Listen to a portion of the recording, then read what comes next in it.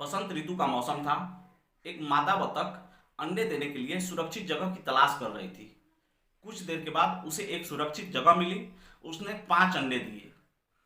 कुछ दिनों के बाद उस 5 अंडों में 4 अंडे एक सुबह फूटे और उन 4 अंडों से 4 खूबसूरत बतख के बच्चे निकले। मादा सोचने लगी कि यह जो 5वां अंडा नहीं फूटा है, हो सकता है यह देर से फूटे और इसमें मेरा सबसे प्यारा खूबसूरत बच्चा निकले। एक सुबह वह आखिरी अंडा भी फूटा, लेकिन उसमें से एक बदसूरत बतख का बच्चा निकला। मादा काफी परेशान हुई और उदास रहने लगी। धीरे धीरे बच्चे बड़े होने लगे, लेकिन उस बदसूरत बतख के बच्चे के साथ बाकी उसके खूबसूरत भाई बहन जो थे वो नहीं खेलते थे, उससे उदास रहते थे और उससे कतराकर अलग रहते थे। धीरे धीरे बच्चे बड़े होने लगे।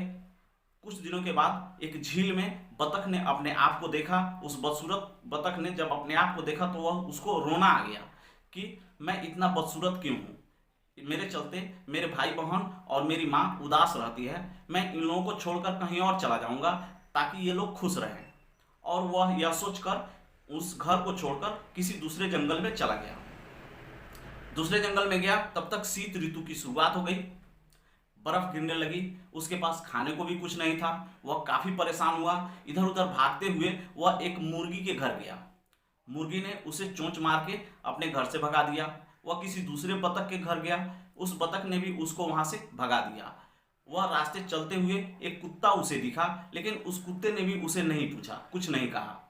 वह काफी उदास हुआ और सोचने लगा, क्या मैं इतना बदसूरत हूं कि मुझे कुत्ता भी खाना नहीं चाह रहा है। तभी एक आदमी उस रास्ते से गुजरा और उसने उस बत्तख को उठाकर अपने घर ले गया।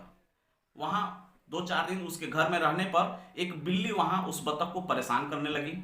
वह वहां भी ठीक से नहीं रह पाया, फिर से वापस जंगल की तरफ चला आया। तब तक फिर से बसंत ऋतु की शुरुआत हो गई और गर्मी पड़ने लगी। वह एक झील के पास पहुंचा पानी पीने के लिए। जैसे ही झील के किनारे पहुंचा, तभी वहां एक सुंदर सी राजहंसनी उसे दिखी। उसको पहली नजर में ही उससे प्यार हो गया और वह सोचने लगा, काश यह राजहंसनी मेरी होती। तभी उसे अपनी बदसूरती का ख्याल आया कि मैं तो बहुत बदसूरत हूँ, बतख का बच्चा हूँ, यह राजहंसनी मेरी कैसे होगी। और यह सोचकर उसने शर्म से अपना सर नीचे जैसे ही झुकाया, उसे झील के पानी में अपनी तस्वीर दिखाई दी। उससे देखा कि अरे, मैं तो बतख से राजहंस बन गया हूँ, मैं बड़ा खूबसूरत हो गया हूँ। तब उसे एहसास हुआ कि मैं बतख का बच्चा नहीं, मैं राजहंस का बच्चा था और इसके चलते मेरे भाई बहन मुझसे कतराते थे। समय के साथ मैं राजहंस में परिवर्तित हो गया, मैं खूबसूरत हो गया और फिर वह राजहंसनी से शादी कर अपना जीवन खुशी खुशी बिताने लगा। दोस्तों, हमारे जीवन में भी यही अक्सर होता है।